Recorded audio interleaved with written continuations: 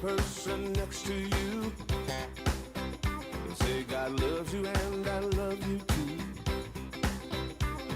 Now feel the love in the sanctuary. Lift your voice and repeat after me. We come together, we come together, we come together, we come together, we come together, we come together. In the name of love, we come together, we come together, we come together, we come together, we come together, we come together. In the name of love.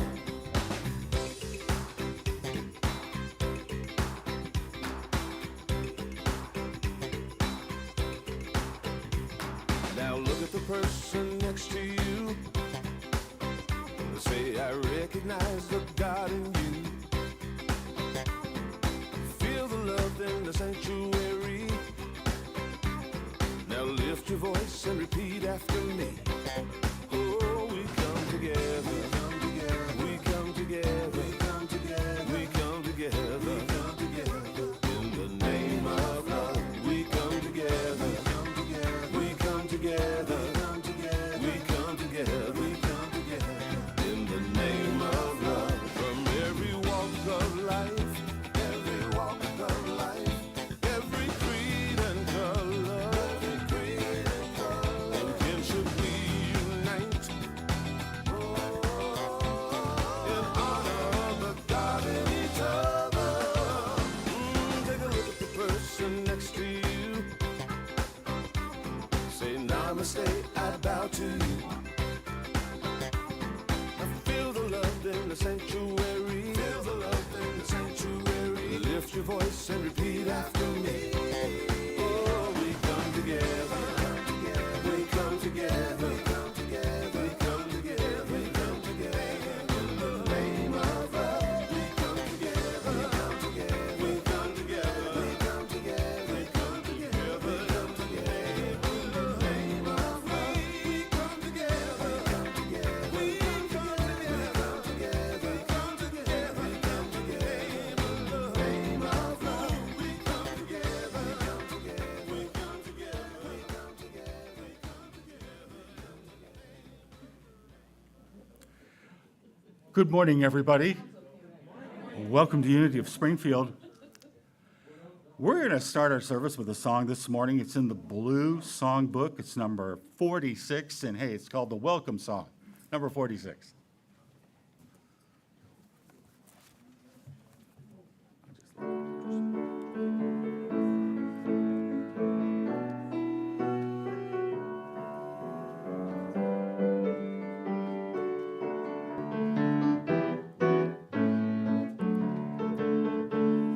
Welcome, welcome, I'm glad you're here with me.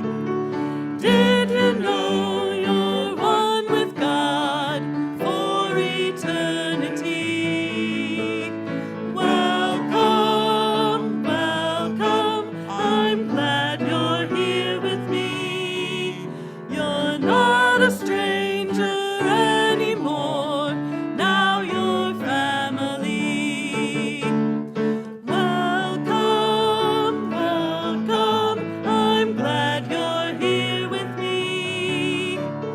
Did you know you're one with God for eternity? Welcome, welcome, I'm glad you're here with me.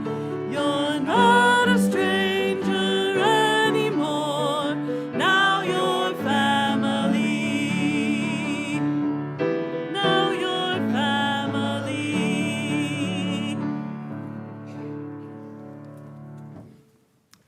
Thank you, Kay and Alyssa. Well, we have lit this Christ candle, and as a part of our greater connection to the unity movement, we connect and hold individual ministries in prayer each week. And this week, we hold all the ministries in the state of Minnesota in prayer. I have visited many of them in my career, so we think of these different cities and towns in Minnesota, the state of Minnesota, and we expand our awareness to include the greater world in which we live, this planet Earth. And we see this as a place of loving support, of abundance, of peace, and health and wholeness for all people. We hold this prayer in our hearts and minds right now and are grateful. Thank you, God. Amen. Now I'd like to invite forward our platform chairperson today, Linda Schneider. Here we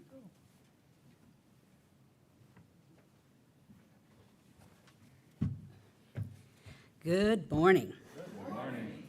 We are so glad to welcome you are here to join us today for worship. We extend a special welcome to those of you visiting today for the first time. On your way in today, you should have received a welcome packet. We also have a gift for you. Please see one of our greeters after today's service. Unity is a worldwide spiritual movement.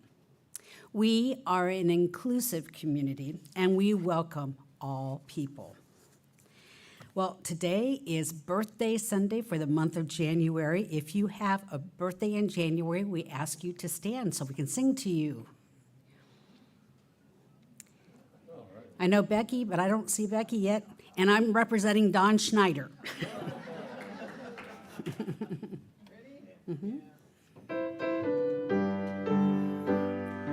Happy birthday to you.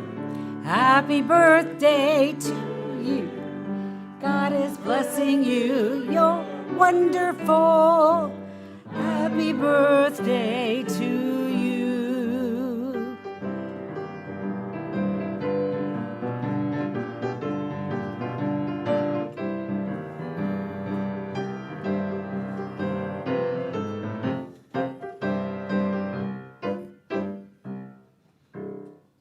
Thank you, Gay.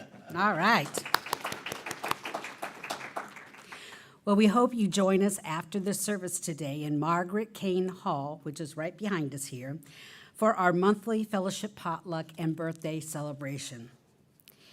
Reiki treatments will be offered after the potluck in the chat room. Use the sign-up sheet located in the foyer or ask any one of our Reiki practitioners wearing an orange lanyard to receive a free 12 to 15-minute treatment. Enjoy fellowship in Margaret Kane Hall until you are called by one of the practitioners after the potluck. The 9 a.m. Spiritually Speaking class on Sundays is currently studying The Dynamic Laws of Prosperity by Catherine Ponder. Everyone is welcome to attend. Books are available from our bookstore. And Tuesdays at 11 a.m., Peggy Tell will host our Unity Prayer Service in Zoom. This is a space to support with prayer those on our prayer list, on our hearts, and in our community. And then Wednesdays at 5:30, Karen Kelly will lead the Gathering Meditation via Zoom, creating a sacred space for quiet, introspective meditation. Upcoming events scheduled for our youth and family ministry are a playdate today at noon and creative adventures happening January 26th at noon. Both will be in the youth ed room, which is right across the hall here. You are invited to participate in the monthly drumming circle with Dave Tell on Thursday, January 16th at 6 p.m., held in Margaret Kane Hall. And mark your calendars. We are planning another art show to run from February 8th to early June. The show will kick off with an opening reception on February 8th from 6 to 8 p.m. We hope you come out to support this ongoing fun event where we showcase our local talents, skills, and gifts. Emails are sent out weekly that have information on current happenings and how to join in events. To sign up for our emails, ask a greeter for a blue card and fill out both sides, or visit our website to subscribe. Also, check out our website for up-to-date information at unityofspringfieldil.org. We would like to give a special thank you to Nancy Long, Tina Loafman, Becky Phillips, Ruth Biggers, Frank Wellhite, Vicki Powers, Deb Smith, and Mike Hennebree for helping with the morning coffee and espresso machine. Thank you. I think it takes a village. Well, creating our lives and our world through the thoughts and beliefs we hold in mind is a spiritual principle we practice at Unity of Springfield. We also know this truth. Together, there is only one presence and one power in the universe and in my life, God, the source of all good. And our vision statement together, a world powerfully transformed through the growing movement of shared spiritual awakening. And our mission statement together, we recognize God is love, individualized in all people. Therefore, we provide a positive environment for spiritual growth that empowers all to be God's love in the world. And our youth and family ministry affirmation together. Our youth and family ministry empowers the next generation with loving kindness and acceptance, creating a safe, sacred space for children, teens, and young adults to explore, discover, and experience spirituality. And now our friend Mary Disler will read today's daily word.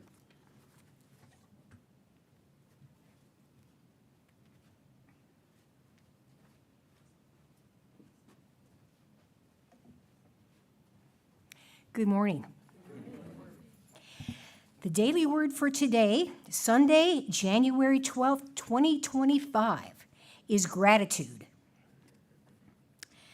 The affirmation, practicing gratitude leads me to the best life has to offer. Finding the good in situations, even undesirable ones, and feeling grateful is a spiritual superpower. Superpower. When I practice gratitude, I am living my faith that blessings of all kinds are constantly unfolding and the goodness of God is in all things. Gratitude keeps me positive, helping me to expect the best and not the worst. It opens my heart to the existing blessings and primes me to receive even more. When I live with an attitude of gratitude, I am simply magnetic. I go forth with the expectation I will have what I need when I need it. I will meet the people I need to meet and be in the right place at the right time. In prayer, I give grateful thanks and rest assured my highest and best outcomes are on their way to me. And from Psalm 136, verse 1, "Oh, give thanks to the Lord, for he is good, for his steadfast love endures forever." Once again, our daily word is gratitude, and can we all join in the affirmation, please? Practicing gratitude leads me to the best life has to offer. And before we hear today's meditation and message from Reverend Alden, we have special music being performed by Dave Tell.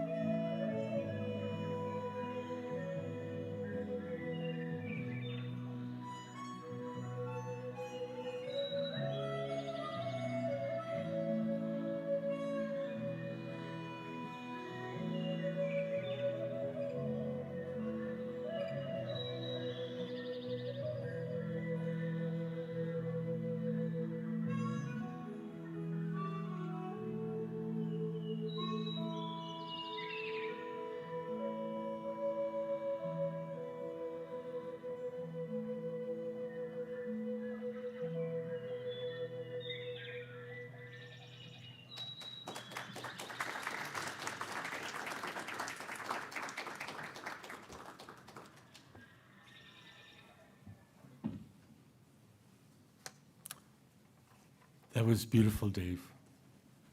Feel like I'm sitting by a small pond or lake or river or somewhere with all kinds of busy activity with the birds. I think we need that kind of a break right now with the weather here. Well, let's prepare for a time of meditation and inner reflection by closing your eyes if you wish and going within to that place that Jesus called the kingdom of God, going within to that wellspring of energy and light and good that is ever shining within us, nurturing us, guiding us, and blessing us. And so by closing our eyes, we are saying to the universe, to ourselves, that this is my time for prayer. This is my time for feeling calm, peaceful, and centered in my true self.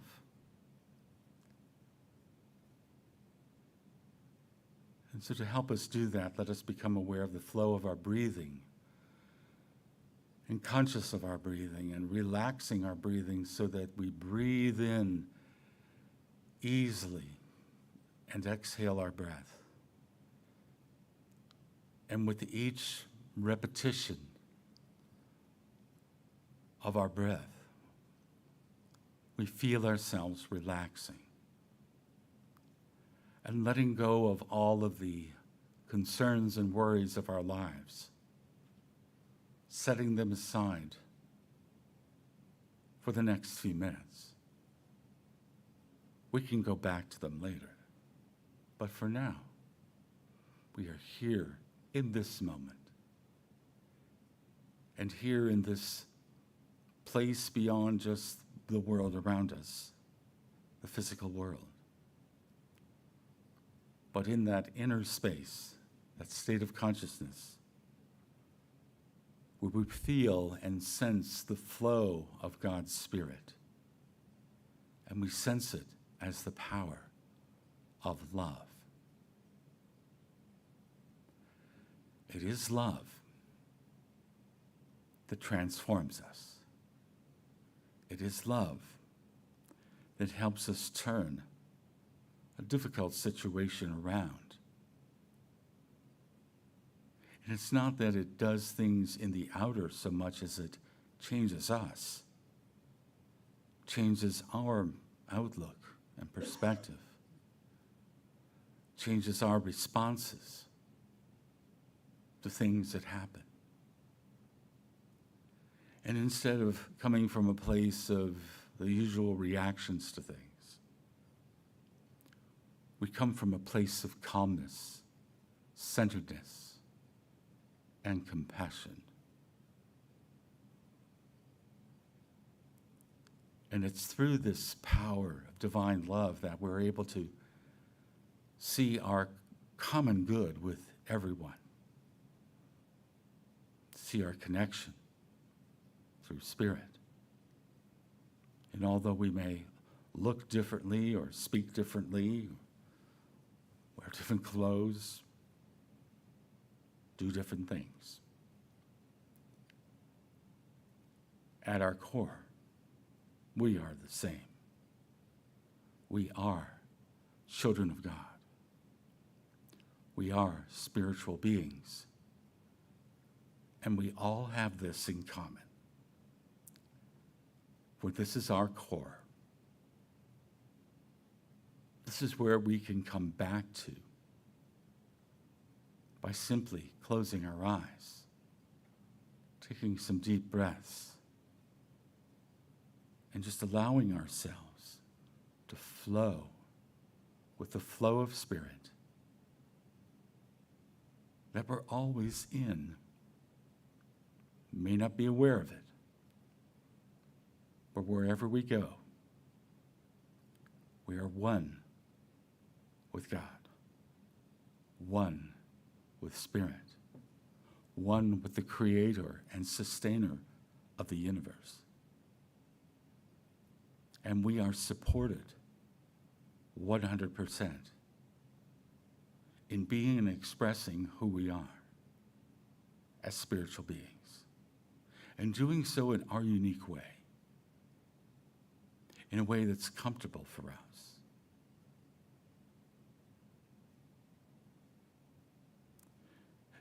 And so for the next couple of minutes, let us sit in the quiet, calm, and peace of this place here or wherever you're experiencing this meditation right now. And simply allow the flow of Spirit, the flow of love to fill your heart for a moment in the silence.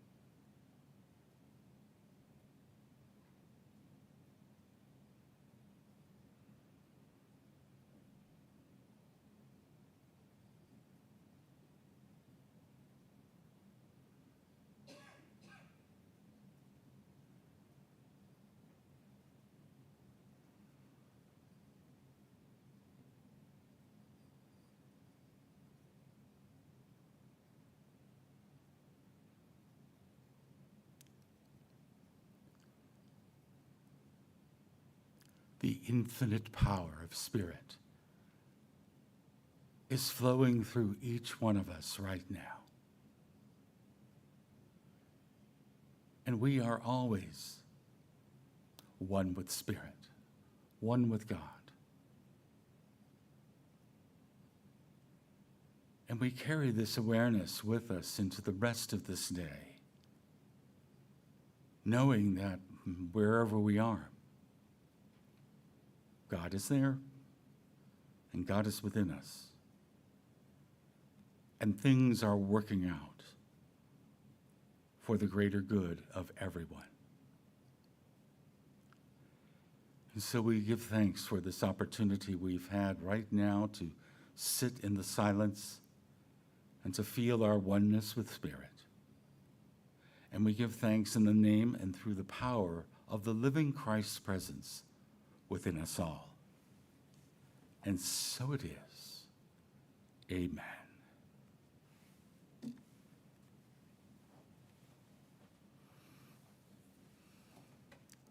Give you a chance to come back. I'd like to thank everybody who helps make this service possible, especially our music staff. They're all right over here. To Gay, to Alyssa, and to Dave, thank you for bringing your musical gifts to us today. And to thank our platform people, Linda and Mary. Thank you very much. To Chris and Danny back in our tech booth today. To Bill and Sandy, I think it's Bill today, is one of our greeters. Thank you. And to Chris Farishon, who I've never met in person, but is our administrator, who works remotely, lives in Cincinnati. Thank you, Chris, for helping put a lot of these slides together, and the emails and everything else that you see of that nature. And we welcome everybody who's watching us right now on YouTube and Facebook. Welcome to the service. Before I get into my talk, I want to talk a bit about the service last week, not too long, but to simply mention that for those of you, and I know we have some new people here today, we didn't hold in-person services last week. We had to go virtual because of the winter storm warning. And so we put put it all out on our YouTube and Facebook channel and page. And we were going to be doing the white stone ceremony, which is something we do at the beginning of the year, where we have these little stones, but it's really hard to do that through the internet. So I asked people during that to use a piece of paper, or if they had their stone from last year, if they came to that service, to maybe write on the back side. But I just want to mention right now, if you want to take a stone with you, this is where they are, right there back by the entrance of the sanctuary, and you can maybe transfer your inspirational idea onto that stone, and you can take that with you. I'd also like to talk about what's happening in Southern California. I was a minister in the Los Angeles area back in the 80s and 90s. I saw many fires there that burned neighborhoods, but not like this. And the area where my church was a very fire-prone area. It's called the Crescenta Valley. Sits up high against the San Gabriel Mountains and not far from what they call the Eaton Fire in Altadena. You can see Altadena from up there over toward Pasadena, very close by.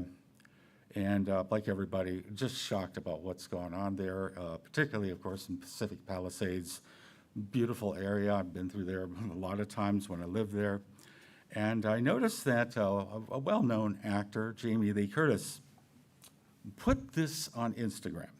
She is giving $1 million to help with the effort to help people get to whatever they need right now. And just think about how many thousands of people don't have a home, don't have anything, don't have clothes, don't have food, where they're going to live, you know. And one of the joys I have is different times of the month is I can designate parts of our tithe to go to things. And December was a good month.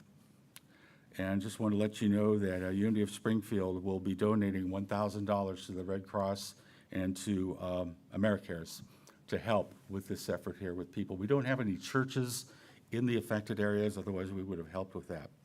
But I wanted to make you aware that this is what we're doing.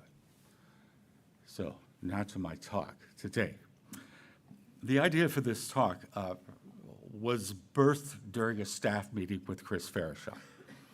Just we were discussing my talks coming up in January. She always wants to have those usually by October. I'm just making a joke there.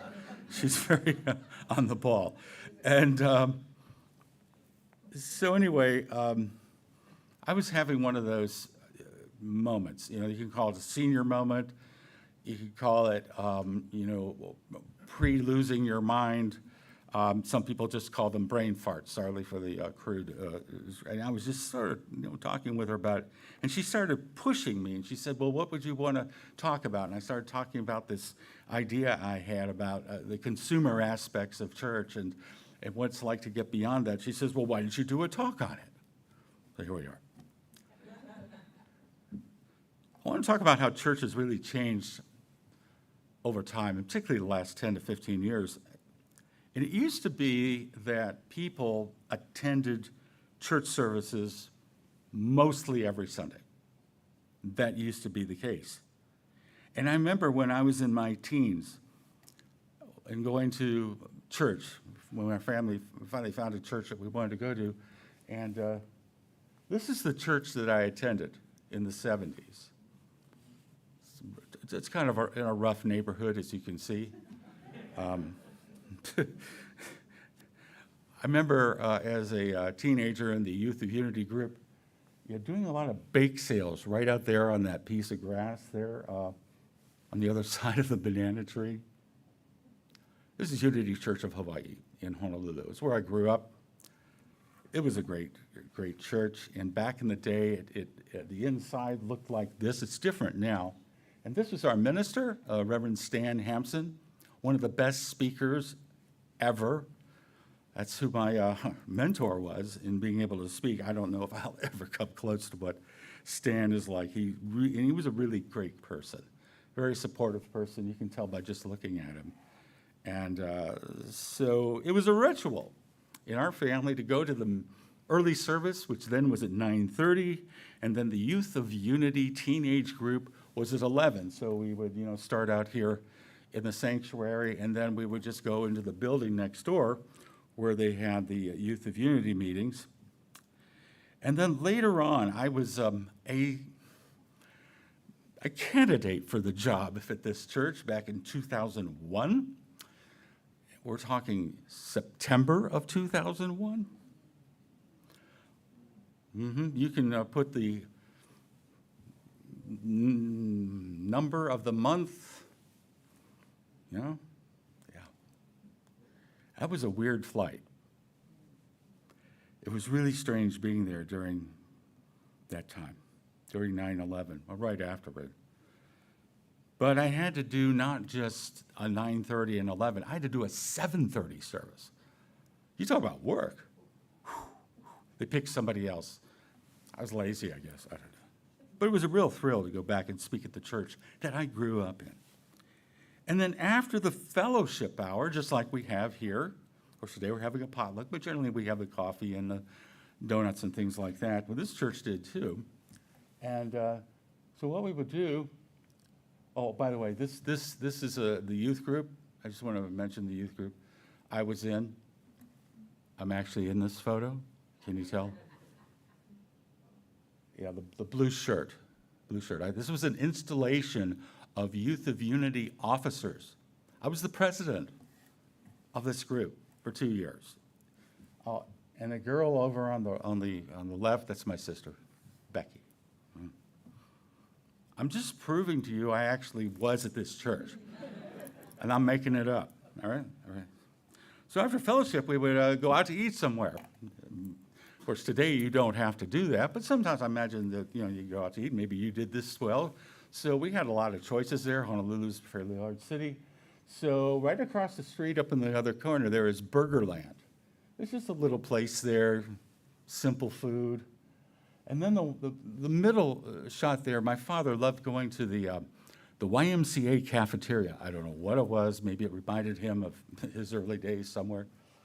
Down here, you see the Sears store? Yeah, we had a mall, a big mall. If you've ever been to Hawaii, maybe you've been to the Al Moana Shopping Center. At one time, it was the largest shopping center in the United States.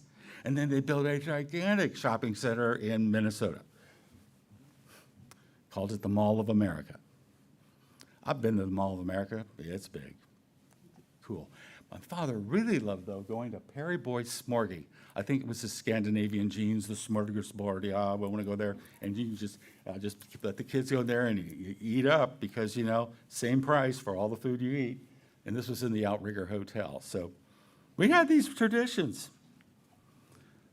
So I appreciate you letting me take you a little bit down memory lane to help maybe stimulate your own remembrances of growing up in a church, having a ritual of going there, and maybe going to a meal somewhere afterward. And that could have been at somebody's house. It could have been a certain restaurant you always gathered at, whatever it is.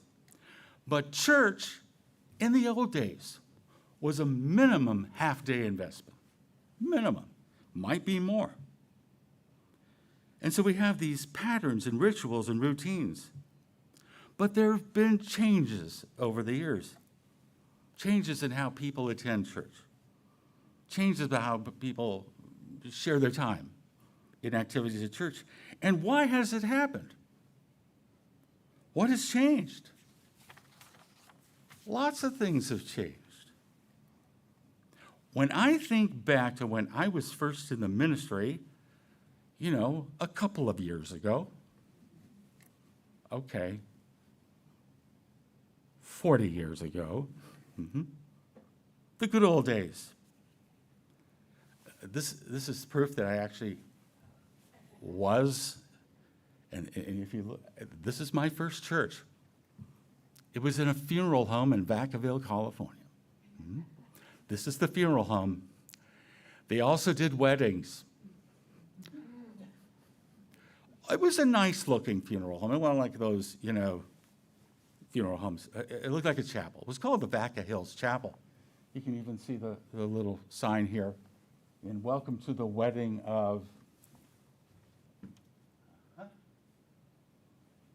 Judy Williams and Stan Mills. August the 25th, 1984. Some parts of ministry are the same. There's an expectation that whoever the spiritual leader is or the minister will give a talk, like now. There are people that you work with. There's still people in church, real people. That hasn't changed. There are meetings that you go to. If you've got a church, you got any organization, you got meetings, weddings, and other special services, celebrations of life, christenings, and so on. What has really changed, though, is how they're accomplished. Ministry work has become way more electronic. I mean, like, way more, you know? There's the landline, and then there's this. Landline, I don't have a phone to show you, but you know what they look like.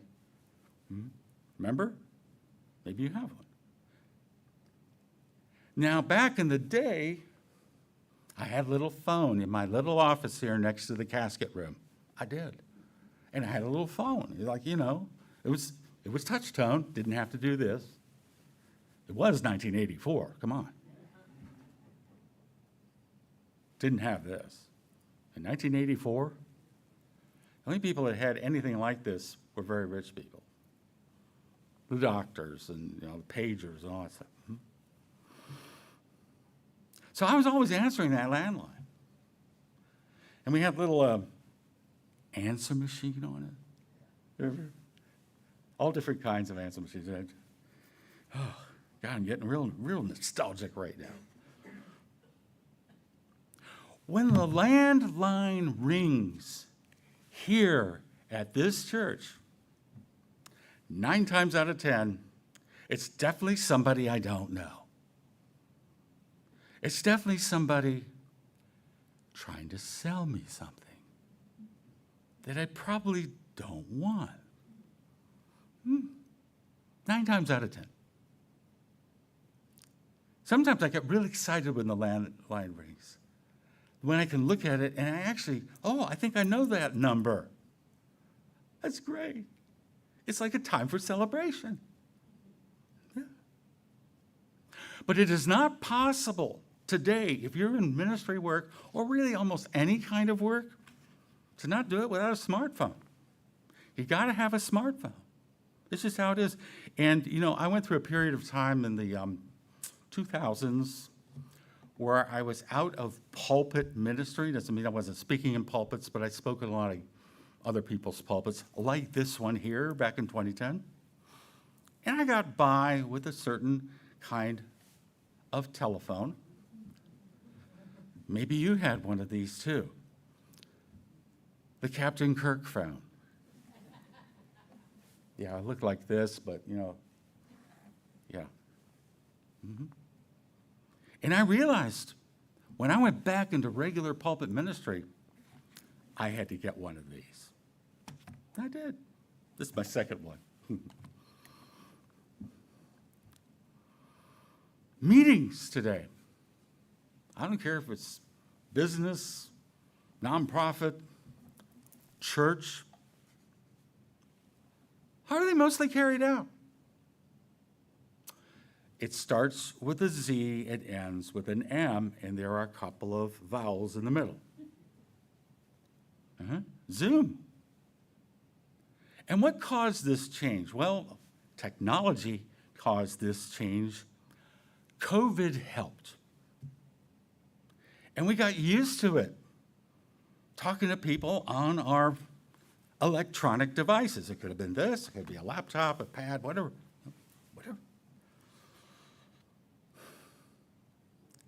There's a meeting next month in Unity Village, our headquarters. It's called the annual summit. They used to be called winter meetings. Before that, they were called January meetings, but now they hold them in February, so it's like hard to call it the January meetings in February. And it used to be you had to meet in person. I don't know how many times. I drove from the Cincinnati area, where I lived for 23 years, to Kansas City, and you know what state I had to drive through to get there. I knew when I got to Effingham, I was on my way to Missouri. Yeah.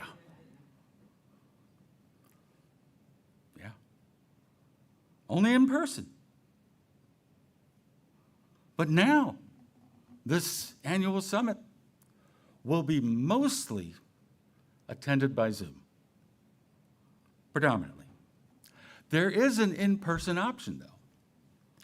And you know, I tend to be a little retro, a little old-fashioned.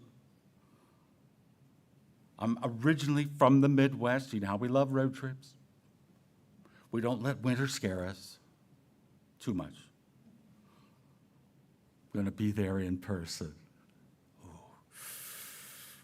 But technology has changed how we experience church and how we produce church. Because, well, you can actually attend this church, as some are right now, looking at our camera, sitting at home, wearing anything you want, drinking coffee. Yeah, we don't allow coffee in here. You don't have to go in the shower and dress up and drive through winter to come to church, do we? We proved that last Sunday, didn't we? It was really weird for me to sit there on my couch at home exactly 1 week ago and watch myself do a church service. I even got my phone out and took a little video of that and turned it around to myself and I said, "Who is that guy?" And then put it back up there. It's for my friends to see, you know what I do. You got really rough, don't you?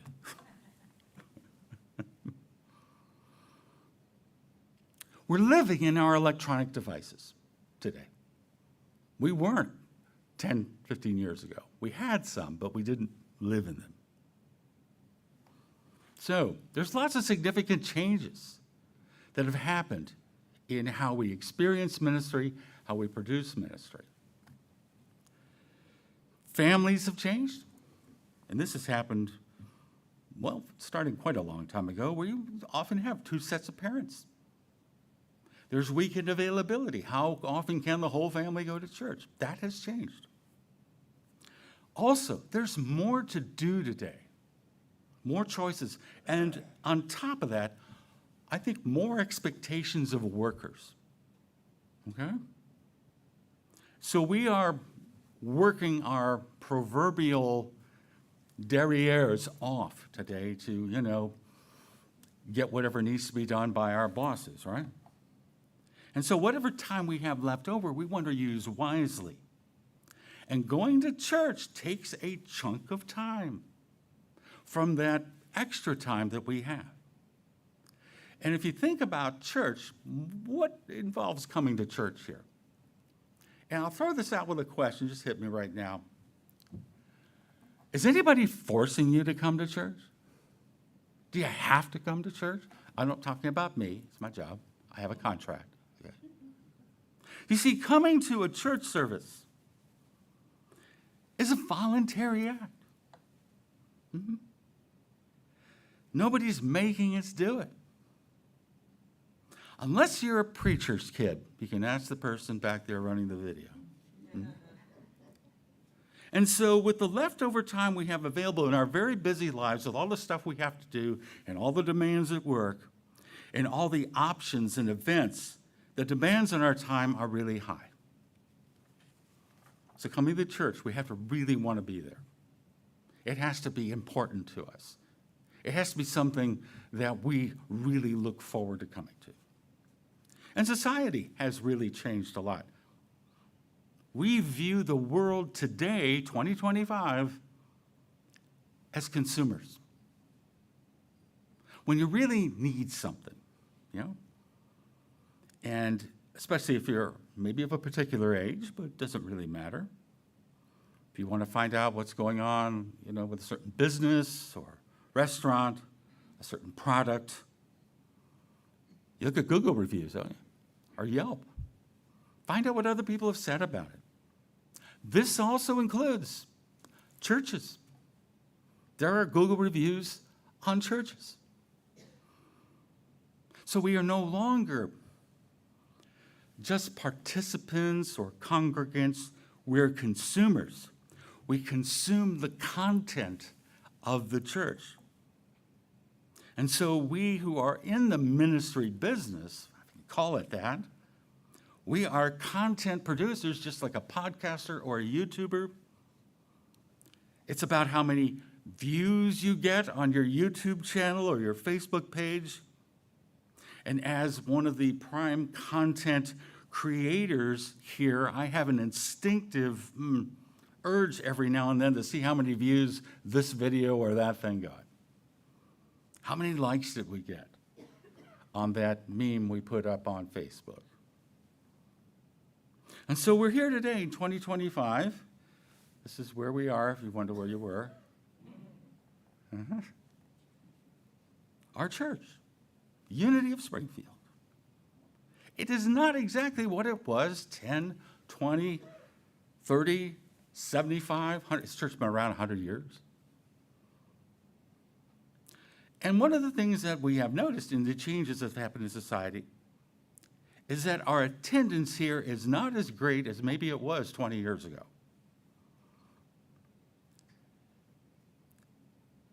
Some people are experiencing our product right now 100% electronically.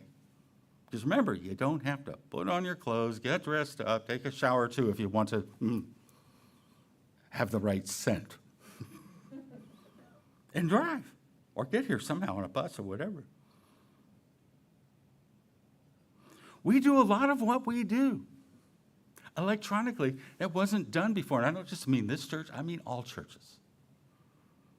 The Sunday service, the prayer meetings, the meditation meetings, the classes. You heard the announcements. How many of them are on Zoom or some other platform? A whole bunch. And yet still some people come in person. What's up with that, guys? And sometimes nearly every Sunday. I do see some folks here almost every time. These are mostly people who've been coming here for a long time. So when you consider coming here to attend, maybe you moved here from another city or you're used to going to your church there and you come here with a similar pattern of attendance. It's generally for most people kind of a consumer approach. Reviews, the website, I'll check out their YouTube page. And so the decision to come in person is to see if it's a good fit or not. To see, how do I feel comfortable here? Do I maybe already know people here? I see, oh, I know you and you. Or you see other people like yourself. Now, my talk is entitled, From Consumer to Ambassador. And this slide depicts what I really am trying to talk about today. We are all consumers and will remain consumers of our church through our attendance, through our watching the services, coming to services, going to events. We are consuming. That's not going to change. But then in time, many folks decide to take maybe a less casual approach and are interested in making a greater commitment and maybe inquire as to, well, when's your next membership class? By the way, it's going to be in March. We'll let you know exactly when. And so maybe you become a member, you go through a ceremony, you now have a vote in the big meetings that we have once a year. You can be eligible to serve on a board. Maybe you get involved in working on one of the ministry teams and committees we have in the church. And you evolve from being just a general member to then being what I call a stakeholder. Like you start thinking about this as, this is my place, this is my church, it's our church. And we begin to more deeply embrace this place. The people here are our spiritual family. We feel a certain energy here that we connect with. And so it becomes our spiritual home. We have, of course, our homes where we live, but this is our spiritual home. And we become stakeholders. The question I want to throw out today is, what about ambassador? See, there's a subtle difference between being a stakeholder and an ambassador. We can be a stakeholder, fully committed to this church. We enjoy it. We're involved. But when we become an ambassador, there's one extra thing we do. You know what that is? Anybody? We actually invite other people to come here. You see, we often don't rely on the law of attraction to bring new people here. You know, it's the third principle of unity. We are co-creators with God, creating reality through the thoughts held in mind. So we're open to it. We love to have people come here. We hold that vision. We're friendly. We're welcoming. We inwardly envision people joining us here, being attracted to this ministry because of many things. But when we decide to become ambassadors, we're very active in helping making this happen. We become a part of this principle working through us, of the attraction process. By simply saying to somebody, could be a friend, somebody we meet, someone who's talking about maybe looking for a ministry to go to, would you consider coming to my church just once? Try it out for size. And you can say to people, once you say that, you can, well, why should I come to your church? Well, once a month we have a potluck. It's usually pretty good food. It's a place where you can come as you are. All you have to do is look around at those who come here, and they are dressed how they are comfortable feeling dressed. Our minister still thinks that he's in Florida. Well, whatever. You heard of Reiki? You like Reiki? We have it every Sunday. Sign up for a session. We have this Nespresso machine. Oh. We're 2 blocks from Mellow Cream Donuts. We are an open and affirming community, friendly to all people, to LGBTQ. Everybody. Doesn't matter. Everybody's a child of God here. Doesn't matter. Or you might say, this is the place where I got the help I needed to get mentally and emotionally healthy. And then the minister attempts to play music. He's okay. He tries hard, I guess. So how do we become an ambassador? When I was a minister in Cincinnati, we had a member of the church who actually grew up in that church. His name was Dave Jordan. He was bigger than life. He was about 6'5", and he ate just about everything he saw. I felt tiny next to Dave Jordan. But Dave Jordan was one of the biggest ambassadors for that church because he would invite anybody and everybody to come there, because he became and decided to become the connection for somebody. He decided to live this principle out, and he did. He was a marvelous person. In the book of Matthew, we read, Jesus said to his disciples, the harvest is great, but the workers are few. So pray to the Lord who is in charge of the harvest and ask him to send more workers into the fields. Well, what we really need here are some ambassadors. Maybe you already are an ambassador. I just don't know it. But when we can move through the process of evolving and morphing from consumer to member to stakeholder, and then, to cross that kind of line where, well, I'm happy with my church, I like coming here, but I don't know if I want to talk to anybody else about it. But when we want to kind of move through that fear maybe of really talking with somebody else about it, and we become an ambassador, that's when, oh gosh, there's an energy that opens up because we begin engaging in this whole idea here. And maybe we come to the conclusion that if what we have here in this church is really good, perhaps somebody else would like to find that out too. This is not like going out and try to save souls and knock on every door and that kind of, that's not our way. But simply offering an invitation, it's easy, it's simple. Tom Rayner, he's an evangelical minister of 40 years, about my age, and he and his son have this organization to help churches work with issues. And he said this the other day. I saw this and I thought, how perfect. He said, the local church is the best imperfect place on earth. The local church is the best imperfect place on earth. Now, this is not a perfect place. We have our stuff we work through, but that's why we're here. We have these principles that help us work through our imperfection to allow the perfection of God to flow through us. So how do we want to show up in this best imperfect place on earth? As an ambassador, perhaps. So I just throw this out today. And I want to move on to something that maybe will help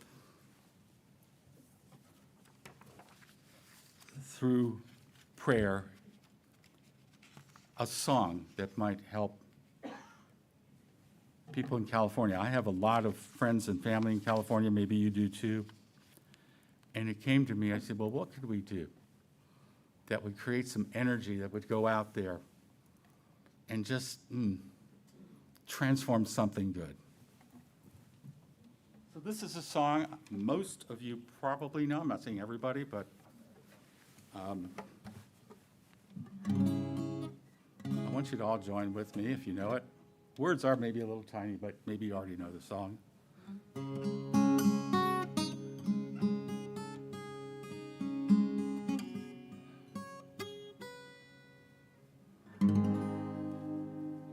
All the leaves are brown and the sky is gray. I've been for a walk on a winter's day. I'd be safe and warm if I was in LA. Hey, California dreaming on such a winter's day. Stopped into a church I passed along the way. Well, I got down on my knees and attend to pray. You know the preacher like the cold, he knows I'm gonna say, hey, California dreaming on such a winter's day. All the leaves are brown and the sky is gray. I've been for a walk on a winter's day. If I didn't tell her I could leave today. California dreaming on such a winter's day. California dreaming on such a winter's day. California dreaming on such a winter's day.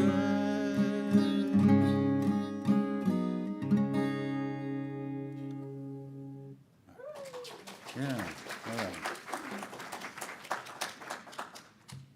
Well, we have a song to sing. You already got your vocal cords, Joy. And this is a wonderful song.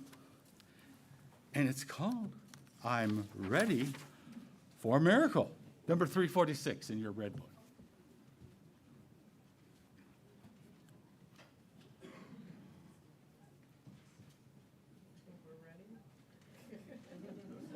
We are ready.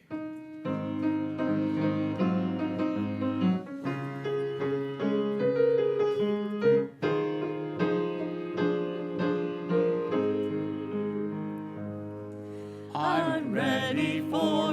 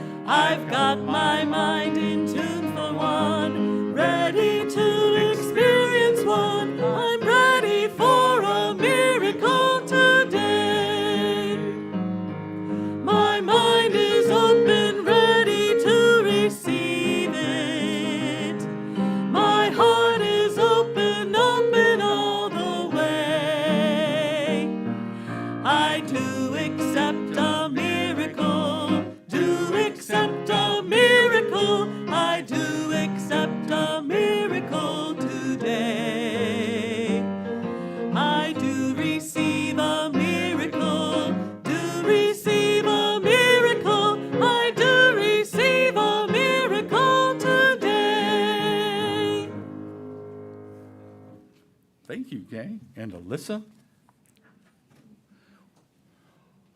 Our ministry is supported by your loving gifts. And so if you have something to share today, a tithe, a love offering, whatever it is, you can place that in the bowl here or in the back there. If you'd like to donate electronically, you can go to our website, unityofspringfieldil.org. Click on the donate link. You can also text to give at 217-335-4121 or mail your check to 417 East Cordelia Street, Springfield, Illinois, and that is in 62703 zip code. And now let us bless this offering that is being received with these words of love together. Divine love through me blesses and multiplies all that I am, all that I have, all that I give, and all that I receive. Thank you, God. Amen. Let us now pray together the prayer for protection together. The light of God surrounds us. The love of God enfolds us. The power of God protects us. The presence of God watches over us. Wherever we are, God is, and all is well. Now let us rise, join hands if you wish, as we sing together, Let There Be Peace on Earth.